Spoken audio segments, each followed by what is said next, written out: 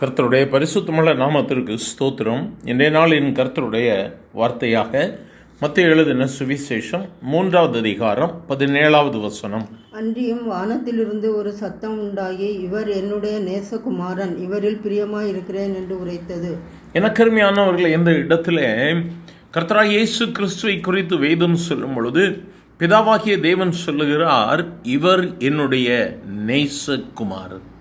பிதாவாகிய தேவன் நம் ஆண்டவராகிய இயேசு கிறிஸ்துவை குறித்து சொல்லும் பொழுது, இவர் என்னுடைய நேசகுமாரன், இவரில் பிரியமாயிருக்கிறேன் என்று சொல்லுகிறார்.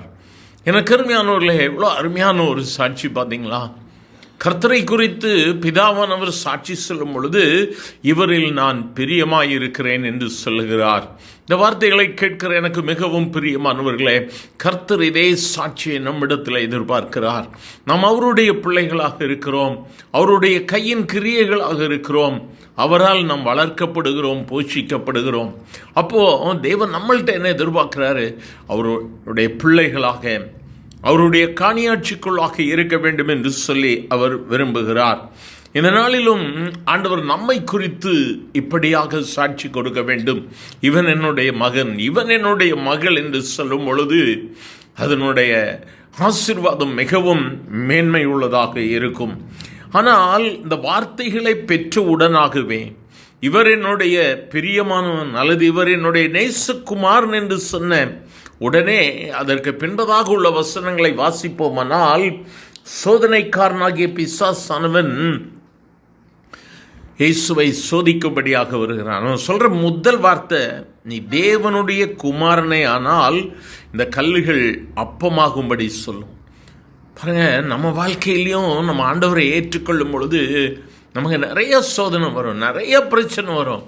நம்மை சார்ந்திருக்கிறவர்கள் நிறைய காரியங்களை நம்மேல் அவர்கள் சுமத்துவார்கள். நம்மளுடைய வீழ்ச்சியை பார்க்கும்படியாக அநேக காரியங்களை சொல்வார்கள். ஆனால் சோர்ந்து போகவே கூடாது. ஆண்டவர் சொல்றாரு, மனிதன் தேவனுடைய வாயிலிருந்து புறப்படுகிற ஒவ்வொரு வார்த்தையினாலும் பிழைப்பான். அப்பத்தினால மாத்திரம் உயிர் வாழ மாட்டான். ஆண்டவருடைய வார்த்தை முக்கியம். இன்னும் மீண்டுமாக உள்ள வசனங்கள் நமக்கு அருமையான வசனங்கள் நமக்கு தெரியும். இன்னும் கர்த்தரை சார்ந்திருக்கிற எனக்கு அருமையான தெய்வ பிள்ளையே, என்னை நாளிலும் கர்த்தர் உன்னை நேசிக்கிறார். அவர் உன்னையும் என்னையும் தம்முடைய நேசகுமாரனாக குமாரத்தியாக நேசிக்கிறார். பாடுகளை கண்டு சோர்ந்து போகாதே, பிரச்சனைகளை கண்டு பின்னடைந்து விடாதே, கஷ்டங்களை கண்டு எனக்கு இதுதான் வாழ்க்கை என்று சொல்லி சோர்ந்து போகாதே.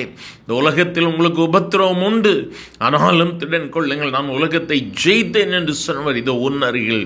கூப்பிடலாமா? எங்கள் அருமையானவரை ஆசீர்வதிக்கப்பட்ட இந்த காலை வேளைக்காக நன்றி அப்பா. உம்முடைய வார்த்தைக்காக ஸ்தோத்திரம். இவர் என்னுடைய நேசகுமாரன், இவரில் பிரியமாயிருக்கிறேன் என்று சொல்லி என் ஆண்டவராகிய இயேசுவை குறித்த சாட்சி எங்கள் ஒவ்வொருவரை குறித்த சாட்சியாக இருக்கட்டும். கேட்கிற ஒவ்வொருவரையும் பலப்படுத்தும், சமாதானப்படுத்தும், ஆசீர்வதியும். இயேசுவின் நாமத்தில் பிதாவே, ஆமேன், ஆமேன்.